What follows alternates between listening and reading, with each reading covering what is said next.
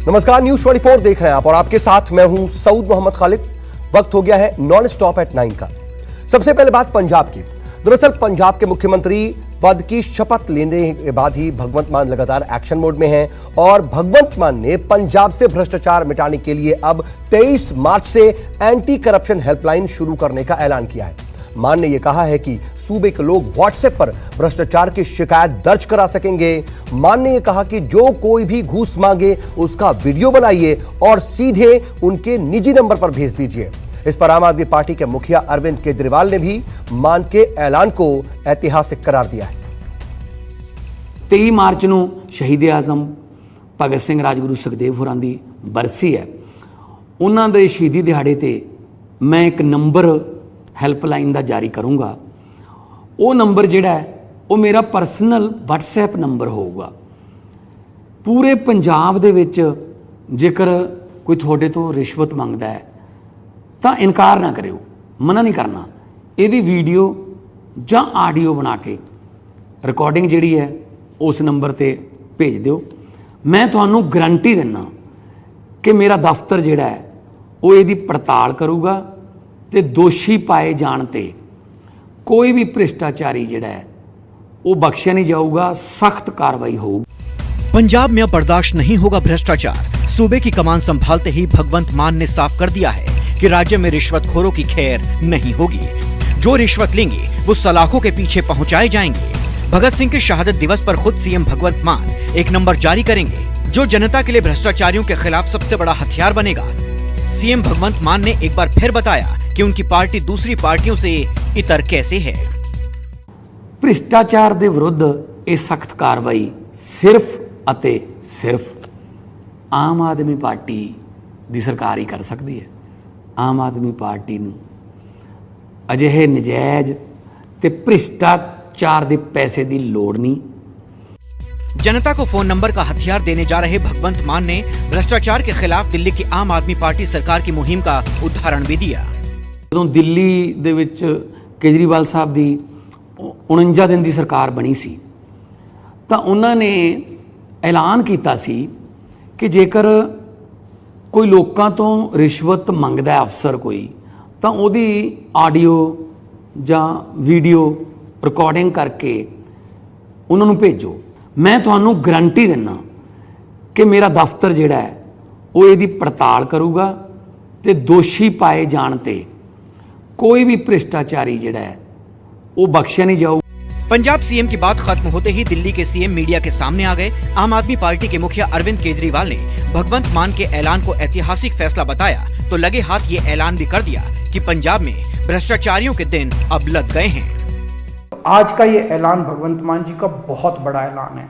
जैसे दिल्ली से भ्रष्टाचार खत्म हुआ, पंजाब से भी अब भ्रष्टाचार खत्म होगा। पंजाब के लोग सुकून की सांस लेंगे। पंजाब के लोग भी फ़ोन निकाल के अफसर को कहेंगे फ़ोन निकालूं, मेरा काम करता है कि नहीं करता। 99% केसेस में तो वैसे ही काम हो जाएगा, किसी को रिकॉर्डिंग करने की ज़रूरत ही नहीं पड़ेगी। वैसे भी मैं समझता हूँ कि बहुत सारे ऑफिसर्स ईमानदार होते हैं, कुछ चंद मछलियाँ हैं जो सारे तालाब को गंदा करती हैं। केजरीवाल ने दिल्ली स्टाइल में दोहराया, हर किसी को सीएम LG जंग का दौर याद आ गया। पंजाब के अंदर अगर आप काम कराने जाओ और कोई आपसे रिश्वत मांगे, मना मत करना। जेब में हाथ डालना, फ़ोन निकाल लेना, उसको रिकॉर्डिंग पे लगा देना। ऑडियो रिकॉर्डिंग हो, वीडियो रिकॉर्डिंग हो, कुछ भी चलेगी। और उस रिकॉर्डिंग को आप उस नंबर पे भेज देना जिस नंबर को 23 मार्च को भगवंत मान जी जो नंबर रिलीज करेंगे वो उनका पर्सनल WhatsApp नंबर होगा। दिल्ली के मुख्यमंत्री ने दावा किया कि दिल्ली और पंजाब में जो मुहिम शुरू हुई है उसे राष्ट्रीय फलक पर लाना है। पूरे देश से भ्रष्टाचार का नामो निशान मिटाना है। भारत के इतिहास में आजादी के बाद केवल पहली ईमानदार सरकारें बनी है दिल्ली और पंजाब में, आम आदमी पार्टी की सरकार, जिसमें हिम्मत है कि अगर कोई रिश्वत मांगे रिकॉर्डिंग कर लेना, उसके खिलाफ एक्शन लेंगे। क्यों? क्योंकि केजरीवाल पैसा नहीं खाता, मेरे मंत्री पैसा नहीं खाते, भगवंत मान पैसा नहीं खाता, भगवंत मान के मंत्री पैसा नहीं खाते। हम ईमानदार हैं, कट्टर ईमानदार हैं। हमें हफ्ता नहीं चाहिए, हमें महीना नहीं चाहिए। सब डिपार्टमेंट से हमने महीना नहीं बांध रखा, इस सिस्टम को खत्म करने के लिए आए। पंजाब से, दिल्ली से भ्रष्टाचार खत्म हुआ। हमने ये दिखा दिया कि ईमानदारी से सरकार चल सकती है। हमने ये भी दिखा दिया कि भ्रष्टाचार खत्म किया जा सकता है। दिल्ली के बाद पंजाब में मिली शानदार जीत से आम आदमी पार्टी के मुखिया अरविंद केजरीवाल के हौसले 7वें आसमान पर हैं। माना जा रहा है कि अब उनकी महत्वाकांक्षा दिल्ली के लाल किले पर कब्जे की हो चुकी है। पार्टी के नेता और कार्यकर्ता भी उनमें पीएम मटेरियल देखने लगे हैं। दिल्ली से अमित पांडे के साथ विशाल एंग्रीश, चंडीगढ़, न्यूज़ 24।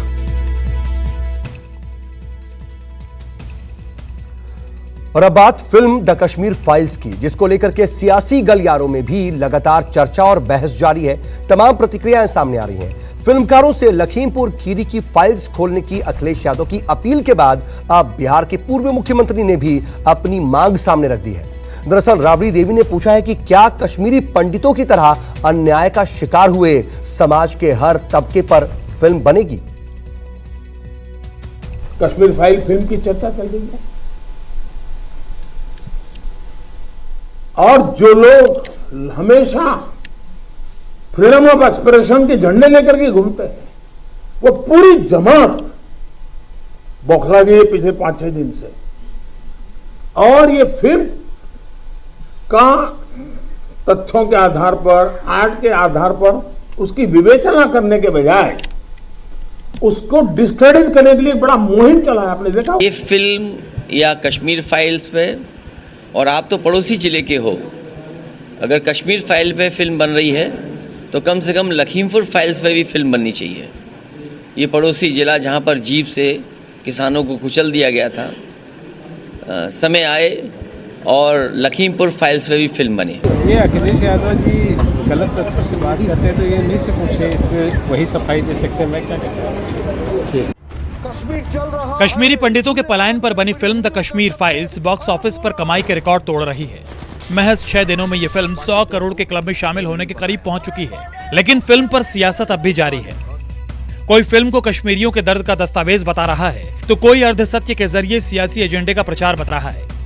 इस बीच तमाम बीजेपी शासित राज्य बारी बारी से फिल्म को टैक्स फ्री करने का ऐलान कर रहे हैं और अब इस फहरिस्त में बिहार भी शामिल हो गया है। लेकिन आरजेडी नेता और बिहार की पूर्व मुख्यमंत्री इस फिल्म को टैक्स फ्री करने के फैसले पर भड़क उठी है। राबड़ी देवी ने सवाल दागा है कि क्या गोधरा दंगों पर भी फिल्म बनेगी? गुजरात पर फ्री करेंगे तब ना। गुजरात पर फिल्म, जो गोधरा कांड हुआ था उस पर फिल्म बनना चाहिए। गुजरात में जो कांड हुआ उस पर, गोधरा कांड, तो उस पर फिल्म बनना चाहिए। फ्री कहने से क्या होगा? जनता क्या भूख से मर रहा है? अब फिल्म देखेगा जनता? 5 किलो गेहूँ और 5 किलो चावल देने से पेट भरेगा? रोजगार नहीं है। जवान ऐसा ही उम्र खत्म हो गया, सबका उम्र खत्म होने जा रहा है। तो उसका लोग, बिहार के जनता नहीं सोच रहा, चाहे देश के जनता। द कश्मीर फाइल्स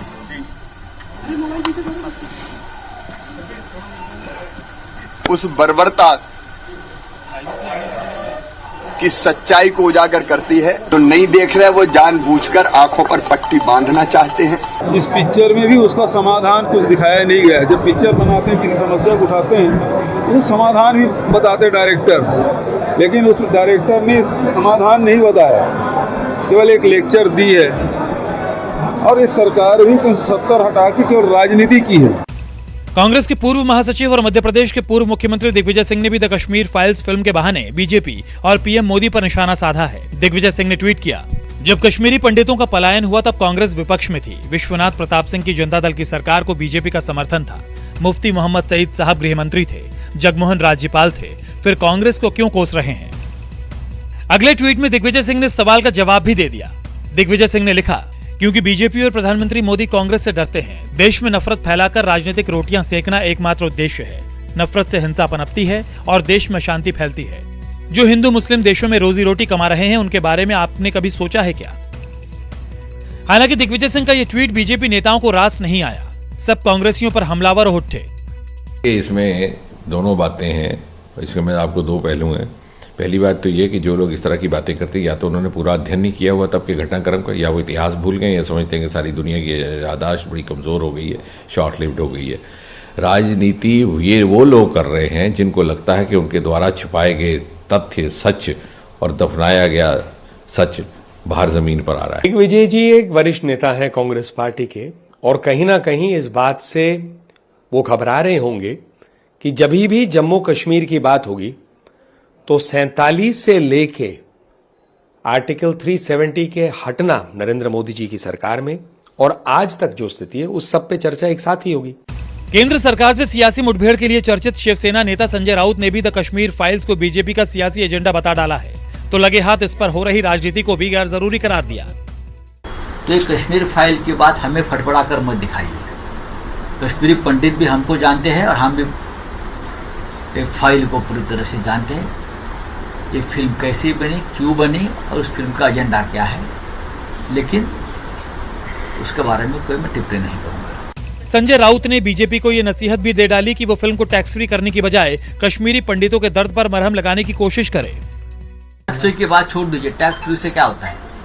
हमने ठाकरे फिल्म बनाई थी, उनको भी टैक्स फ्री नहीं किया था। आपको बताता हूँ, बाला साहब ठाकरे जी के ऊपर हमने जो बायोग्राफी बनाई थी ठाकरे, बहुत अच्छी बढ़िया फिल्म थी।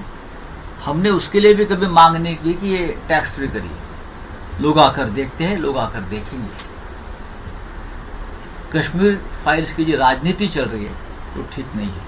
कश्मीरी पंडितों की जो सब बच्चे थे उनके लिए महाराष्ट्र में एक कोटा रखा कश्मीरी पंडितों को 5% मेडिकल एंड इंजीनियरिंग।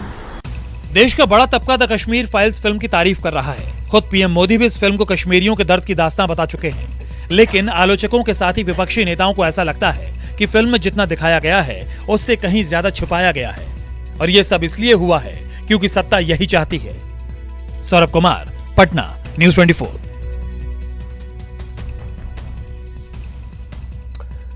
अब बात रंगों के त्योहार होली की। दरअसल रंगों का त्योहार होली पूरे देश में हर्षोल्लास के साथ मनाया जा रहा है। सरहद के रखवाले भी रंग अबीर में सराबोर हैं। जम्मू में भारत पाकिस्तान अंतर्राष्ट्रीय सीमा पर भी बीएसएफ के जवानों ने होली मनाई, एक दूसरे को रंग लगाए और नाच गाने के साथ खूब मस्ती की। रंगों का त्योहार होली पूरे देश में बहुत ही हर्षोल्लास के साथ मनाया जा रहा है। वहीं जम्मू कश्मीर में भी बीएसएफ के जवान देखिए किस कदर होली के रंग में रंगे नजर आ रहे हैं। हम इस समय मौजूद हैं भारत पाकिस्तान अंतर्राष्ट्रीय सीमा पर।